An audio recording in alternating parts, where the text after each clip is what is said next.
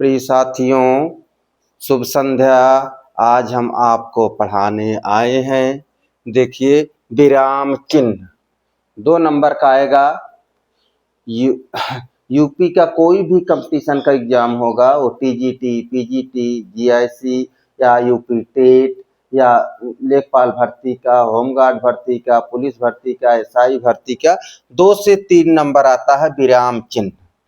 इन विराम चिन्ह जिसे दिया गया पूर्ण विराम, अल्प विराम, अर्ध विराम, उप विराम, प्रश्नवाचक, संबोधन या विस्मयादिबोधक, उद्धरण चिन्ह, लोप चिन्ह और हंस पद, निर्देशन चिन्ह, लाघव चिन्ह, योजक चिन्ह। यानी हमने कुल 12-13 चिन्ह लिखे हैं। हिंदी में यही विराम चिन्ह चलते हैं और विराम चिन्ह पूछे भी जाते हैं। हम कैसे इसका प्रयोग करेंगे, पहले तो हम समझेंगे कि चिन्ह कैसे बनते हैं, उसके बाद देखेंगे इसका प्रयोग क्या होगा, ध्यान से देखेंगे। तो पूर्ण विराम का चिन्ह होता है एक खड़ी पाई, ऐसे खींच देंगे, ये है पूर्ण विराम का चिन्ह। समझ में आया। दूसरा है अल्प विराम। अल्प विराम आप लोग समझते होंगे, लेकिन अंग्रेजी में बहुत ज़्यादा प्रयोग, कॉमन शब्द हो गया है। हम लोग अंग्रेजी में इसको प्रयोग करते हैं, कहते भी हैं हिंदी के, लेकिन अंग्रेजी में लिखते हैं, बताते हैं। इसको होता है, जिसको आप कामा कहते हो, उसी का हिंदी में क्या नाम है, अल्प विराम। अर्ध विराम। अर्ध विराम आप देखिए, अर्ध विराम ये है, कॉमा की तरह बनाएंगे, ऊपर एक बिंदी बैठाएंगे, ये है अर्ध विराम। उप विराम। उप विराम विसर्ग की तरह होता है, लेकिन विसर्ग नहीं होता है, ऐसे बिंदी लगी होती है। समझ में आया। ऐसे भी कर सकते हो इसको, लेकिन ये वो नहीं है जो आप समझ रहे हो विसर्ग का चिन्ह। ऐसे लिखेंगे, क्योंकि थोड़ा बड़ा लिखेंगे समझ में आएगा। दिखाई दे रहा है ना सबको।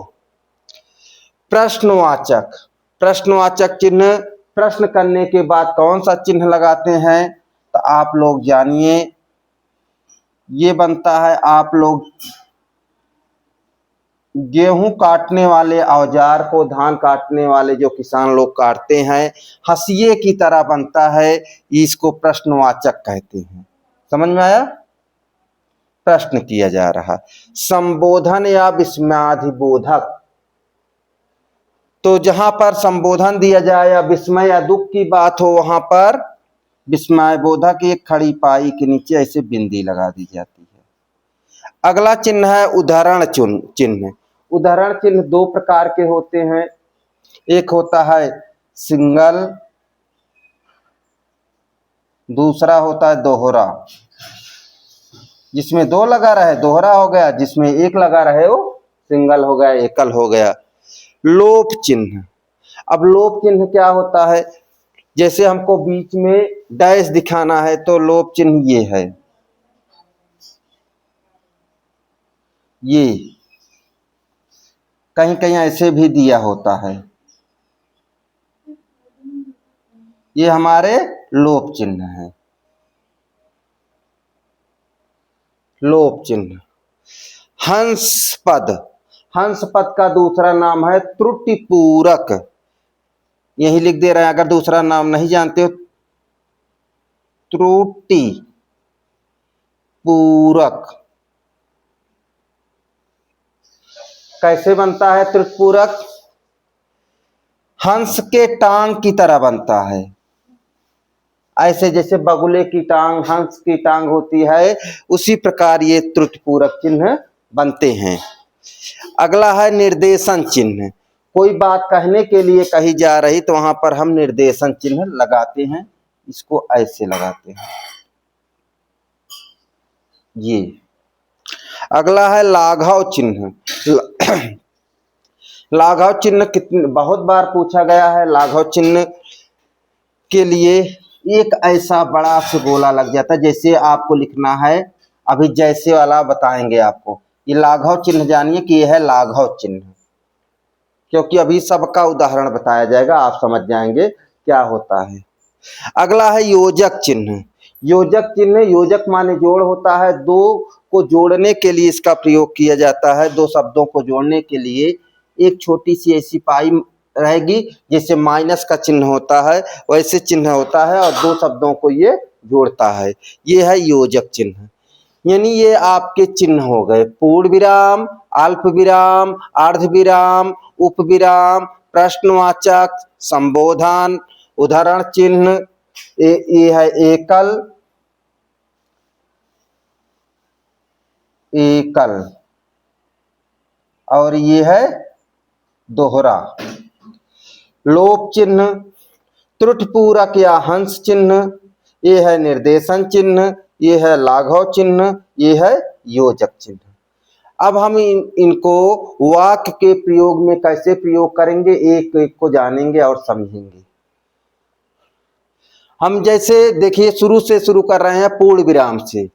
तो पूर्ण विराम में करते क्या हैं, जैसे कोई वाक्य पूरा हो जाता है तो उस वाक्य को पूरा करने के बाद एक चिन्ह का लगाया जाता है। अंग्रेजी में आप लोग जिसको फुल स्टॉप बोलते हो, हिंदी में उसी को पूर्ण विराम बोला जाता है। जैसे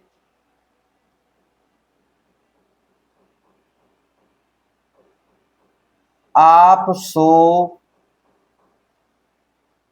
रहे हो, मतलब एक वाक्य हमारा पूरा हो गया।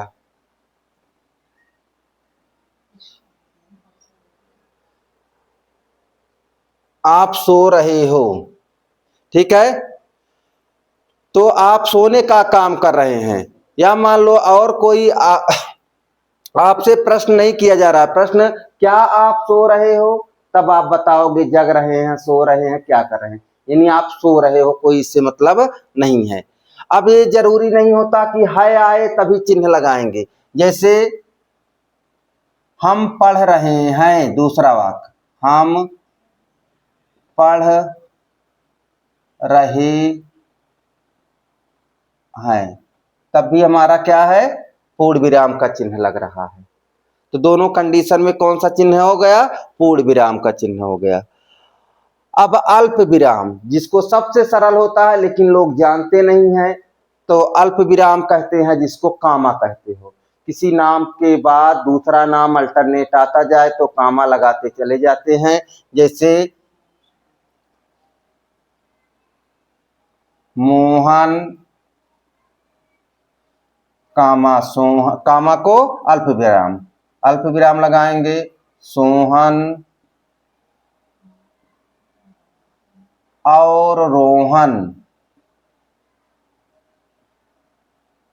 रोहन बाजार जा रहे हैं। यानी यहां पे देखिए मोहन के बाद दूसरा नाम फिर आया। अब इस दो नाम के बाद अगर और नहीं जोड़ रहे हो, जैसे आपको 5, 6, 7 नाम लिखना है, तो हर नाम के बाद आप अल्प विराम लगाते चले जाएंगे, तो आपका वाक्य बन जाएगा। और यही पूछा भी जाता है, पीसीएस के एग्जाम में पूरा विराम चिन्ह आता है, और इसमें पूछा जाता है, सब में आपको कामा, मात्रा, ये सब चीजें लगाना पड़ता है। अब हम देखेंगे दूसरा है अर्ध विराम। अर्ध विराम बहुत कम मात्रा में देखने को मिलता है, और इसको हम ध्यान से देखेंगे कि अर्ध विराम होते क्या हैं। तो अर्ध विराम का प्रयोग हम लोग करेंगे, कहां पे करेंगे, सूर्योदय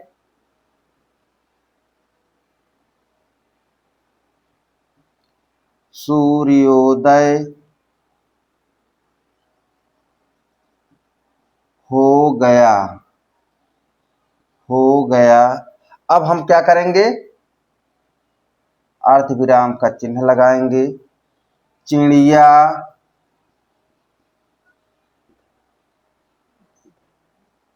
चहकने लगी। सूर्योदय हो गया, क्योंकि हम यहां पूर्ण विराम नहीं लगा पाएंगे। चिड़िया चहकने लगी, तो हमने तो चिड़िया चहकने लगी, तो देखिए यहां पर कौन सा होगा, अर्धविराम। अब हम देखेंगे उपविराम। हाँ, यहां पे ध्यान देंगे, चाहकने में हमने क्या किया, का नहीं लगाया है, चाहकने लगी। उपविराम, उपविराम क्या होते हैं, विसर्ग की तरह होते हैं लेकिन विसर्ग नहीं होता है। ये आप हम सोचे कि विसर्ग लगा दें, जैसे प्रातः लिखते हैं तो वो हमारा उपविराम है, तो उपविराम नहीं है। हम लिखेंगे हिंदी साहित्य, ये आधा हा दिख रहा है, पूरा बना देते हैं, हिंदी साहित्य, साहित्य, फिर लिखेंगे 20वीं शताब्दी, 20वीं शताब्दी,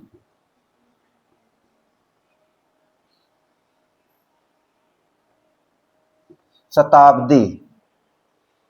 यानी अब इस साहित्य शब्द को जोड़ने के लिए बीच में देखिए उपविराम का चिन्ह लगा हुआ है। अगर ये एक साहित्य है, अगर ये बात की जा रही 20वीं है तो 20वीं शताब्दी का मतलब पहले हमको ये चिन्ह लगाना पड़ेगा। जैसे हिंदी साहित्य 19वीं शताब्दी, 10वीं शताब्दी, ये सब होगा। प्रश्नवाचक, प्रश्नवाचक तो सब लोग जानते हैं, प्रश्नवाचक में क्या होता है, क्या पढ़ रहे हो, तब हम प्रश्नवाचक का चिन्ह लगाएंगे, तब हम बताएंगे कि कौन सा चिन्ह है, तब प्रश्नवाचक होगा। अब देखिए दूसरा है विस्मयादिबोधक या संबोधन चिन्ह। अब यहां पर क्या लगाएंगे, या तो बड़े दुख की बात होगी, बहुत खुशी की बात होगी, तब वहां पर हम विस्मयादिबोधक का चिन्ह लगाएंगे। एक पूर्ण विराम की तरह होता है, नीचे इसके क्या होता है, एक चिन्ह, छोटी सी वो होता है, विसर्ग तरह रखा जाता है, यही है विस्मयादिबोधक। अब इसको कैसे लगाएंगे,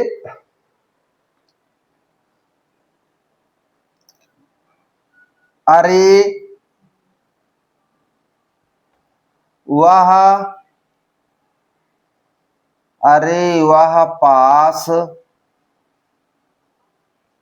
हो गया, यानी वो पास होने वाला नहीं था, लेकिन हमने जब सुना तो हमें आश्चर्य हो रहा है, ठीक है, कि वो कैसे पास हो गया। तो अरे, अरे के बाद हम क्या लगा रहे हैं, विस्मयादिबोधक चिन्ह लगा रहे हैं, इसी को विस्मयादिबोधक कहते हैं। तो संबोधन भी कहा जाता है। तो विस्मयाद एकल उदाहरण और दोहरा उदाहरण। एकल उदाहरण आप देखे होंगे, जैसे किसी महान व्यक्तियों के नाम आते हैं, किसी महान व्यक्ति, जैसे महात्मा गांधी आप लिखिए, जैसे गांधी जी लिखिए, गांधी जी या गांधी लिखिए, तो आप ऐसे करते हैं। अब दोहरा कहाँ लगता है, दोहरा वहां लगता है जैसे किसी के स्टेटमेंट में कहा जाए, किसी के किसी के कथन को कहा जाए, स्टेटमेंट माने कथन, किसी को कथन कहा जा रहा है कि जीवन ही शिक्षा है। जैसे कौन कहा, जीवन ही शिक्षा है, रूसो का कथन है, जीवन ही शिक्षा है, शिक्षा है। अब हम क्या करेंगे, इसको जहां शुरू करेंगे वहां और जहां समाप्त होगा वहां पर, तो हम ये दोहरा, किसी के कथन को अगर हम लिखते समय भी प्रयोग करेंगे तो वहां पर इसका चिन्ह करेंगे। ये हो गया एकल, ये हो गया दोहरा उदाहरण। अब हम लोप चिन्ह, लोप चिन्ह में क्या करेंगे, लोप चिन्ह में होता है कि जैसे आप देखते होंगे, खास करके हिंदी में देखते होंगे, कोई आपको संदर्भ सहित व्याख्या करना है या बहुत बड़े पैसेज को लेना है, उसको छोटे में दर्शाना है। तो मान लीजिए हमने स्टार्टिंग के शुरुआत के दो शब्द ले लिए, हमारे भारत, हमारे Bharat, dash dash dash dash, ये दोनों लोप का चिन्ह होता है। ठीक है, अब करते चले गए, लास्ट में लिख दिए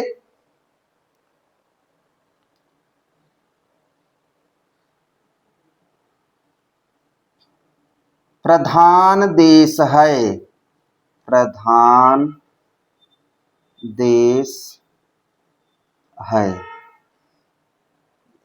इसके लिए जगह नीचे लिख दे रहे हैं।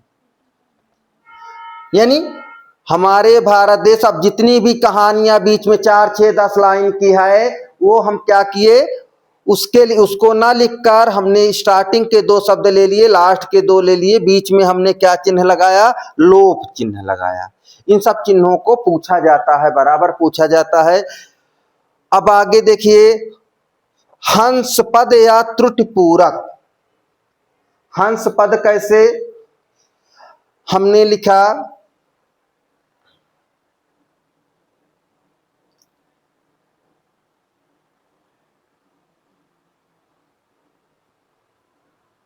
भारत देश के गरीब रहते हैं। अब हमको करना क्या है, भारत देश के गरीब रहते हैं, यानी हमने कुछ गलती की ना, तो भारत देश में क्या करेंगे, में गरीब लोग रहते हैं। कौन रहता है, गरीब लोग। अब ये चिन्ह लगाएंगे, भारत देश में गरीब लोग रहते हैं। अब देखिए, गरीब लोग हमने लिखना भूल गए, ठीक है, तो वहां पर हम क्या करेंगे, यहां पर ऐसे चिन्ह लगा के ऊपर लिखा जाता है, नीचे नहीं। तो ये चिन्ह जहां पर कोई वाक्य, कोई शब्द छूट जाए, तब वहां पर हम यह चिन्ह लगाते हैं।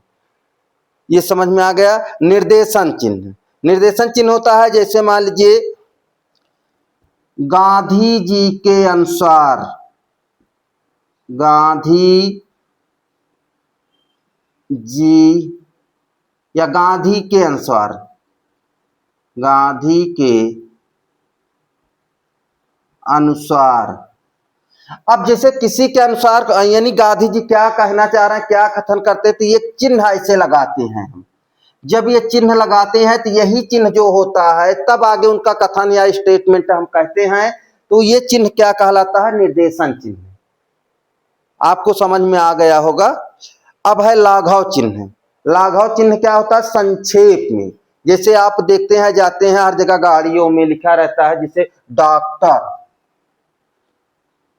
देखते होंगे, हम इसी पे कर दिए।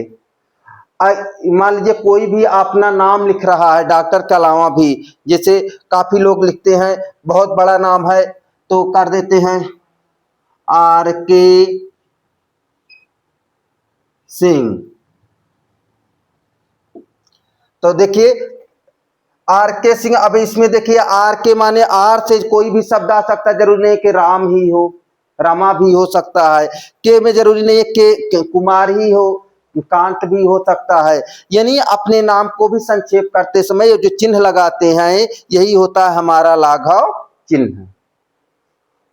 योजक चिन्ह, योजक चिन्ह 2 शब्दों को जोड़ता है। जैसे मान लीजिए माता पिता, माता पिता, अगर अलग अलग लिखा जाए तो माता पिता, माता अलग है, पिता अलग है, माता और पिता। लेकिन बीच में जो चिन्ह लगा रहे हैं, अगर चिन्ह लगा देते हैं तो माता पिता एक शब्द को माना जाता है। अगला है भाई बहन, भाई बहन, यानी हमने आपको विराम चिन्ह पढ़ाया, समझाया, बताया। मुझे यह आशा है कि आप लोगों को अच्छे से समझ में आया होगा। अगर आपको कहीं समझ में नहीं आ रहा है, स्पष्ट नहीं हो रहा, तो आप कमेंट करके बताएंगे, मैं उसको फिर से बताने की कोशिश करूंगा। इसी के साथ आज की क्लास समाप्त करते हैं। धन्यवाद। कई मिनट चली।